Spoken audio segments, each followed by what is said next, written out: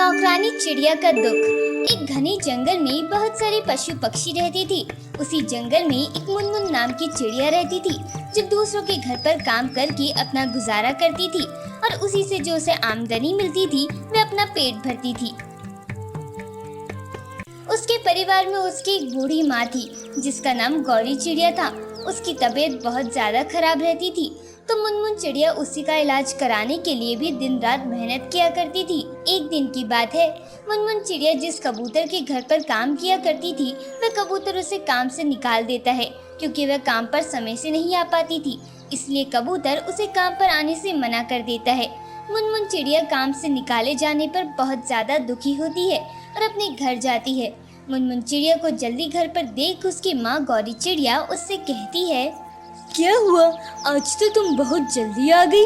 मुझे काम से निकाल दिया गया है, इसलिए मैं परेशान हूँ। पर क्यों, तुम तो सही काम करती थी। काम तो मैं ठीक करती थी, पर तुम्हारी तबीयत की वजह से समय पर उसके घर पर नहीं पहुँच पाती थी, इसलिए। यह सुनकर गौरी चिड़िया को भी दुख होता है। मेरी वजह से मेरी बेटी को काम से निकाल दिया गया है।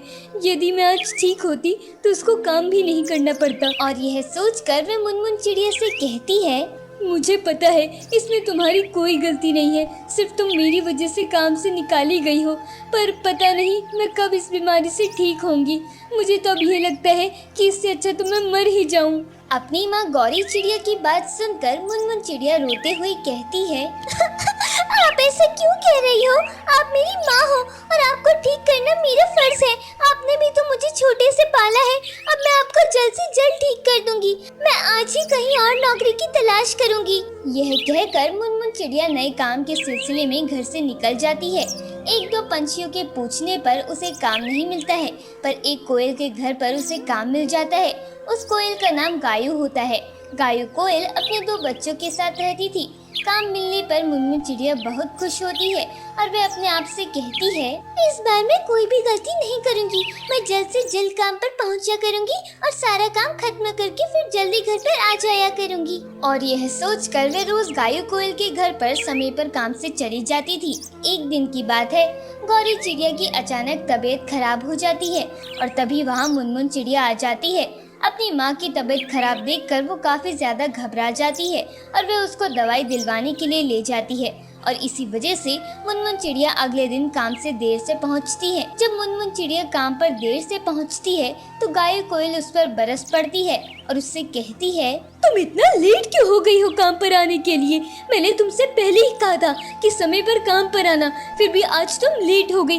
पता है कितना काम पड़ा हुआ है, अब जाओ जल्दी से काम करो जाकर। गायू कोयल की बात सुनकर मुनमुन चिड़िया उससे कहती है, आज मेरी माँ की तबीयत खराब थी, इसलिए मैं थोड़ी देर से आई हूँ, पर कल मैं जल्दी आ जाऊंगी। और यह कहकर वह काम करने लगती है। धीरे धीरे समय बीतता है, पर गौरी चिड़िया की तबीयत में कोई भी सुधार नहीं हो रहा होता है। और एक दिन गौरी चिड़िया इस दुनिया को छोड़कर चली जाती है। अपनी माँ के मर जाने पर मुनमुन चिड़िया को बहुत दुख होता है और उसे कुछ भी समझ में नहीं आता है, क्योंकि वह ये सब अपनी माँ के लिए ही कर रही होती है। अगले दिन जब वह गायू कोयल के घर पर देर से काम पर जाती है तो गायू कोयल उस पर फिर चिल्लाती हुई कहती है, मैंने तुमसे कहा था ना काम पर जल्दी आया करो, पर फिर भी तुम काम पर जल्दी नहीं आती हो, ऐसा क्यों? इस पर मुनमुन चिड़िया रोते हुए कहती है, मेरी माँ इस दुनिया में नहीं रही है। कल वे इस दुनिया को छोड़कर चली गई और इसी वजह से आज मैं काम पर लेट आई हूँ। यह सुनकर गायू कोयल को भी बहुत बुरा लगता है और वह मुनमुन चिड़िया से कहती है, अच्छा ऐसी बात है, तो तुमने मुझे पहले क्यों नहीं बताया? ये तो बहुत बुरा हुआ, पर कोई बात नहीं, जो कुछ भी हुआ वह अच्छा नहीं हुआ। अच्छा तुम काम करो जाकर, वैसे भी काम बहुत पड़ा हुआ है। इसके बाद मुनमुन चिड़िया काम करने लगती है, पर उसे अपनी माँ की बहुत याद आ रही होती है और वे अपने आप से कहती है, अब मेरा इस दुनिया में कोई भी नहीं है। माँ के जाने के बाद मैं बिल्कुल इस दुनिया में अकेली हो गई हूँ। पता नहीं अब मेरा क्या होगा। मुझे तो कुछ समझ में नहीं आ रहा है। मुझे तो कुछ भी समझ में नहीं आ रहा है। उन्हीं के लिए तो मैं ये सब कुछ किया करती थी। अब मैं किसके लिए क्या करूँ? और ये कहकर वह रोने लगती है।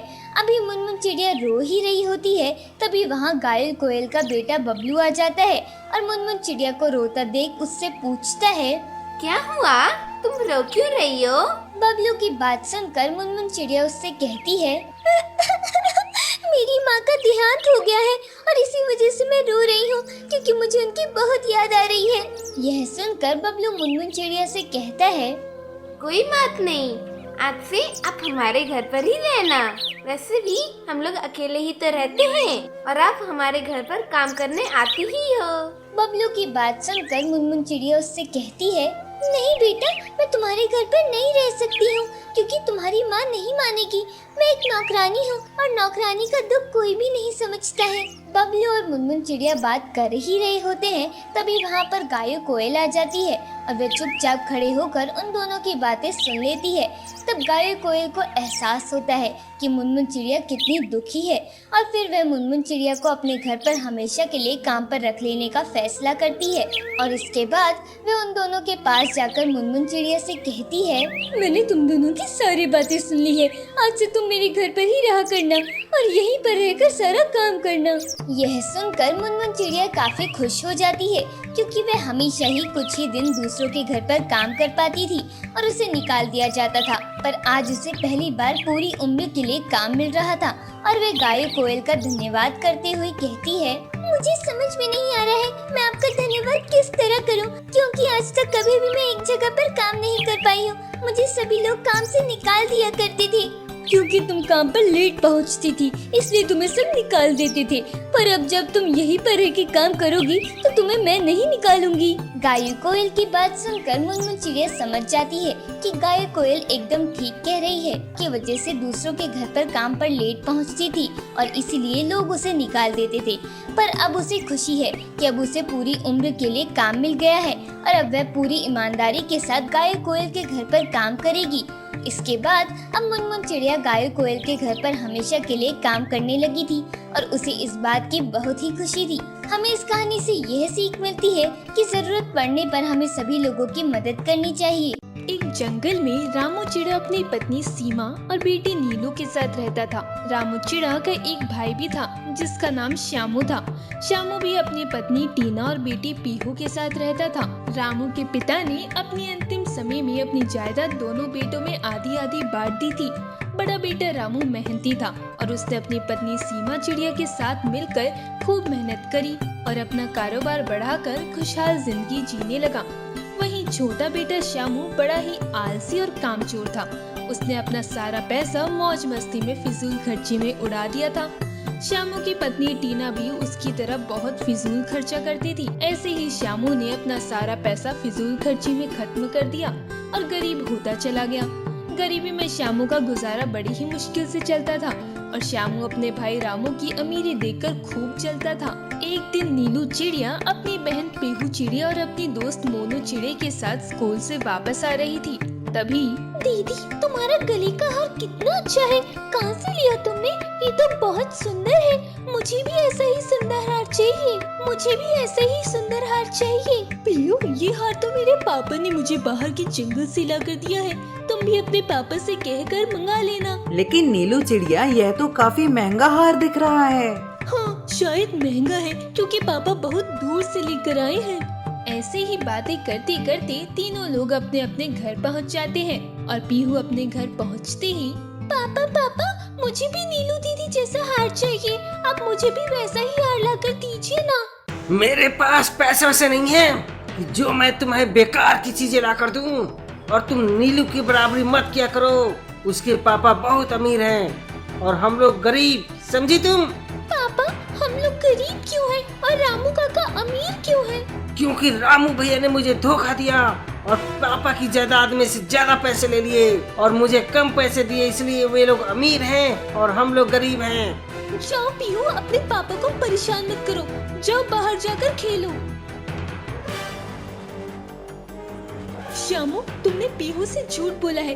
पैसे तो हम दोनों लोगों को बराबर ही मिले थे, लेकिन हमने ही पैसे फिजूल खर्च में उड़ा दिए और भाई साहब ने मेहनत करके अपना पैसा और कारोबार बढ़ा लिया। टीना, तुम कैसी बातें कर रही हो? हम अपनी बच्ची को ये थोड़ी ना बता सकते हैं कि हम अपनी गलतियों की वजह से गरीब हैं। हाँ, सही कह रहे हो। श्यामू, तुम एक काम करो, रामू भाई साहब से थोड़े पैसों की मदद मांगो। वह दिल के अच्छे हैं, तुम्हारी मदद जरूर करेंगे। हाँ, मैं भी यही सोच रहा था। श्यामू चिड़ा अपनी पत्नी टीना की बात मानकर रामू के घर जाता है। रामू भाई साहब, मुझे आपसे थोड़े पैसों की मदद चाहिए। मुझे कारोबार में थोड़ा नुकसान हो रहा है। झूठ मत बोलो शामू, मुझे पता है तुम्हारा कारोबार बंद पड़ा है। मैं तुम्हें पहले ही 2 बार पैसे दे चुका हूँ शामू। अब मैं तुम्हें और पैसे नहीं दे सकता। तुम सारा पैसा उड़ा देते हो, बिल्कुल भी मेहनत नहीं करते। चले जाओ, अब मैं तुम्हारी कोई मदद नहीं कर सकता। और इतना सुनकर श्यामू वहाँ से चला जाता है। ये सब नीलू चिड़िया अपने दोस्त मोनू चिड़े के साथ खेलते वक्त सुन लेती है और अपने पापा के पास आती है। पापा, आपने श्यामू चाचू की मदद क्यों नहीं की? वो तो कितने गरीब हैं। बेटा, तुम्हारे चाचा की मैं पहले ही 2 बार मदद कर चुका हूँ। वह मेहनत नहीं करता है, अपना सारा पैसा उड़ा देता है, इसीलिए वो इतना गरीब है। जाओ, तुम जाकर खेलो। ये सब सुनकर नीलू चिड़िया मोनू चिड़े के साथ बाहर आ जाती है। हाँ, ये तो मैंने देखा है, लेकिन हमें क्या करना? चलो हम लोग खेलते हैं। नीलू, तुम्हारे पापा सही कह रहे हैं। श्यामू काका बिल्कुल भी मेहनत नहीं करते। मैंने देखा है, बस सारा दिन इधर से उधर घूमते रहते हैं। और ऐसे ही कुछ दिन बीत जाते हैं और एक दिन नीलू के पापा अपनी पत्नी के साथ बाहर जा रहे थे। तभी उनका एक्सीडेंट हो जाता है और दोनों की मृत्यु हो जाती है। नीलू चिड़िया बहुत रोती है और उस बात से उबर नहीं पाती और काफी दिन ऐसे ही रोते रोते गुजार देती है। फिर मोनू चिड़ा नीलू के पास आता है। नीलू, कब तक तुम ऐसे रोते रहोगी अपनी माँ बाप की याद में? अब तुम ही तो हो जिसे रामू काका का सारा कारोबार संभालना है। हाँ, तुम सही कह रहे हो मोनू। मेरे पापा भी मुझसे यही कहते थे कि नीलू, मेरे बाद तुम मेरा कारोबार संभालना और मेहनत से मत घबराना। नीलू खूब मेहनत करती है और अपने पापा का कारोबार आगे बढ़ाने में जुट जाती है। ऐसे ही कुछ और दिन बीत जाते हैं। एक दिन श्यामू अपने घर में बैठा कुछ सोच रहा था। तभी टीना उसके पास आती है। क्या सोच रहे हो श्यामू? मैं ये सोच रहा हूँ, क्यों ना किसी तरह से अपनी अमीर भतीजी को मैं अपने जाल में फंसाकर उसका सारा रुपया पैसा और कारोबार अपने नाम करवा लूं। अब तो उसका माँ बाप भी जिंदा नहीं है, उसका सिर्फ मैं ही तो बचा हूँ। तभी वहाँ से मोनू चिड़ा गुजर रहा था, जो रुककर श्यामू और टीना की बातें सुनने लगता है। हाँ, ये तो बहुत ही अच्छी तरकीब है अमीर होने की। इस तरह से तो हमारी गरीबी पूरी तरह से खत्म हो जाएगी और हम भी नीलू जैसे अमीर हो जाएंगे। तभी वहाँ मोनू चिड़ा, जो छिपकर श्यामू और टीना की सारी बातें सुन लेता है, वो नीलू के घर आकर नीलू को सारी बात बता देता है। लेकिन नीलू उसकी बात पर भरोसा नहीं करती। तुम मेरे चाचा के खिलाफ मुझे भड़का रहे हो। मैं क्यों तुम्हारी बात मानूंगी? गरीब तो तुम भी हो मोनू चिड़े। हो सकता है ये तुम्हारी कोई साजिश हो। ठीक है, मत मानो मेरी बात। और तुमने मुझे मेरी दोस्ती का अच्छा सिला दिया है। तुम्हें मुझ पर थोड़ा सा भी भरोसा नहीं है। ठीक है, मैं ऐसे जा रहा हूँ। मोनू चिड़ा गुस्से से नीलू के घर से बाहर निकल आता है। तभी कुछ देर बाद श्यामू नीलू के घर पर जाता है। नीलू बेटा, तुम्हारे मम्मी पापा के जाने के बाद एक मैं ही हूँ जिसे तुम्हारी चिंता है। तुम्हारे मम्मी पापा की आखिरी इच्छा यही थी कि तुम्हारी शादी अच्छी जगह से हो जाए और तुम अपनी परिवार के साथ हंसी खुशी रहने लगो। मैंने सोचा है कि मैं तुम्हारी शादी किसी अच्छे सिरा से करवा दूंगा और तुम्हारे जाने के बाद तुम्हारा सारा कारोबार मैं देख लिया करूंगा। अच्छा, तो ये है आपकी असलियत। आप मेरी शादी करवा कर मेरी सारी जायदाद हड़पना चाहते हैं। मतलब मोनू चिड़ा सही कह रहा था। उसने आपकी और टीना चाची की सारी बातें सुन ली थी, लेकिन मैं ही बेवकूफ थी जो आपको अच्छा समझती थी। मैंने तो उसे ही बुरा कह दिया। मोनू ने मुझे सब बताया था। मोनू ने मुझे बताया था कि आप गरीब इसलिए हैं क्योंकि आप मेहनत नहीं करते। जाइए, जाकर मेहनत करिए और मेरी अमीरी से जलना छोड़ दीजिए। श्यामू की काली करतूत नीलू के सामने आ जाती है और श्यामू गुस्से से वहाँ से वापस घर आ जाता है। नीलू मोनू के पास जाती है और मोनू से माफी मांगती है।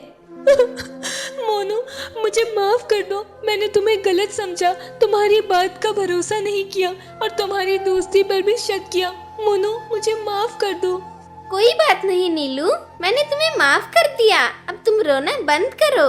मोनू, क्या तुम मुझसे शादी करोगी? हम दोनों साथ में मेरा कारोबार संभालेंगे और साथ में मेहनत करके पैसा कमाएंगे। हाँ नीलू, मैं तुमसे शादी करूँगा। फिर कुछ दिनों बाद मोनू और नीलू शादी कर लेते हैं और मेहनत करके खूब अमीर हो जाते हैं और दोनों साथ में हंसी खुशी रहने लगते हैं। वहीं श्यामू चिड़ा और टीना चिड़िया दोनों अपनी आदतें नहीं बदलते और ना ही मेहनत करते हैं। मोनू चिड़ा और नीलू चिड़िया को देखकर खूब जलते हैं। दोस्तों, इस कहानी से हमें ये शिक्षा मिलती है कि सभी अपनी मेहनत से अमीर बनते हैं और भले ही आप गरीब हो, आपको दूसरे से ईर्ष्या नहीं करनी चाहिए।